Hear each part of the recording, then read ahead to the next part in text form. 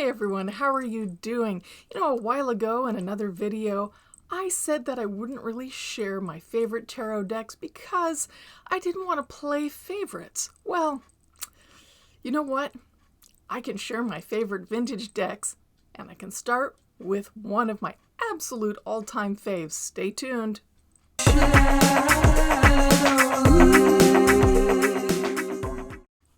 Hey everyone, thank you for joining me in today's video. If you're new to this channel, please consider subscribing and hitting the like button. And of course, I always love to read your comments. And if you haven't subscribed yet, I hope you consider after watching this video, especially if you're a tarot fan. My name's Monica Bodirski, and this is the Shadowland Studio where I created the Shadowland Tarot, Lenormand, and several other oracle decks. I consider myself a bit of a divination specialist. So, as I mentioned before, I kind of steered clear of talking about a favorite deck because I didn't want to, play favorites within a community where I know several deck creators, authors, and artists. So, I thought, why not look on the shelf and look at your vintage decks? And yes, I have so many, and I love them. And a lot of these creators, sadly, are not with us anymore, but I think it's a safe space, and I love sharing my favorite decks. So let's start with this one. What is the deck? Well, it is, let me grab the box here. This is the original box. It's called The Tarot. That's pretty cool, isn't it? The Tarot. Like, it's the only one. And it says, cards that tell people about themselves and their future. That's pretty straightforward. You can see this on the side. And that's the back. And I believe it says, 1973. So, that's quite a while back. It is actually referred to as the Hoi Polloi Tarot. Now, why the Hoi Polloi? Well, that was the name of the company that published it. And it also went under the name Reiss Games. This is the book that accompanies. And it's quite an interesting booklet because it has spreads and it has instructions, and of course talks about all the cards, black and white, soft cover, and I think there's about 35 pages. Okay, and I mentioned that it was also published under the name Reiss Games Inc, and that's spelled R-E-I-S-S, and named after the gentleman who founded the company, Bob Reiss. Almost called him Bob Ross, but this isn't about painting. So who was Bob Reiss? Well, I don't know lots about the gentleman. I do know that he was a Harvard MBA grad from 1956, and he started his own games company. And at that time in the 70s, there was such a resurgence of tarot and the occult, and he just decided, rather than make it kind of a spooky thing, he would package and market it as a game. And several people purchased these decks. I don't exactly know how many were printed. Did I use it in the 70s? No. While I did use tarot in the 70s, yes, I'm that old, I did not use that deck. I found in the 90s when eBay first started, I was right in there. I was still when cursors were large and blinking and computer stuff. So, eBay, I saw that tarot, a 70s Rider-Waite-Smith, even though I had one, and some other deck that is not coming to mind at the moment.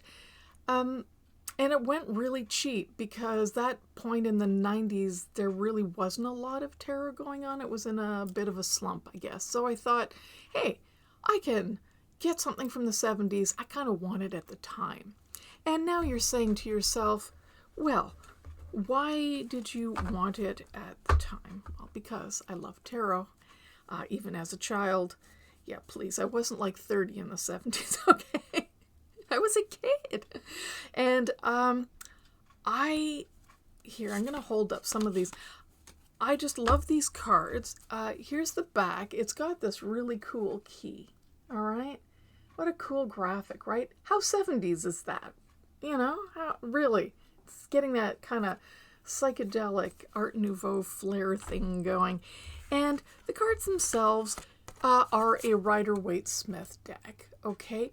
But they have this really neat coloring going on. And you can see this cool Gothic text. There are color bars on the bottom of every single card, okay?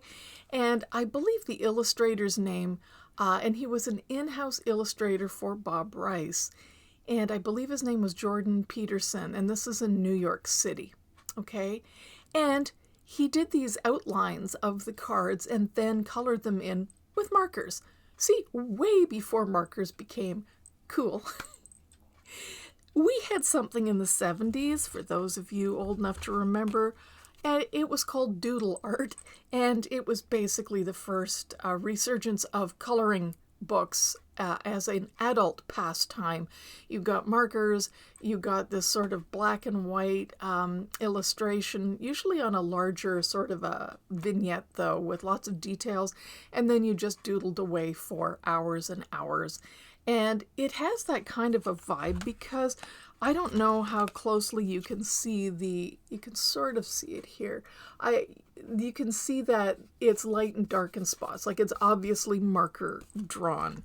And it is so typical of the 70s, right?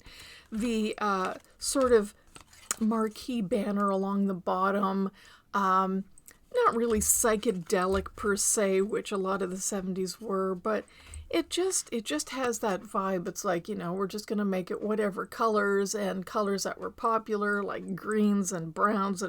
Mixing these jewel tones with earth tones was a big deal in the 70s. And yeah, avocado colored fridges and this kind of weird goldy tone. So I just really, really like this deck. It's got a lot of nostalgia. And I don't know. It's got something. There is Christian iconography in here that maybe I'm not vibing with totally. But, overall, it's kind of just, like I said, I guess it's a bit nostalgic.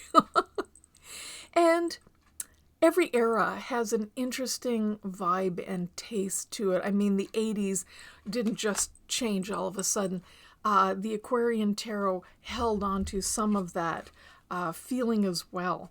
So, the Page of Pentacles, So listen, this is one of my all-time faves. Let's draw a card here. All right, we just finished the new moon.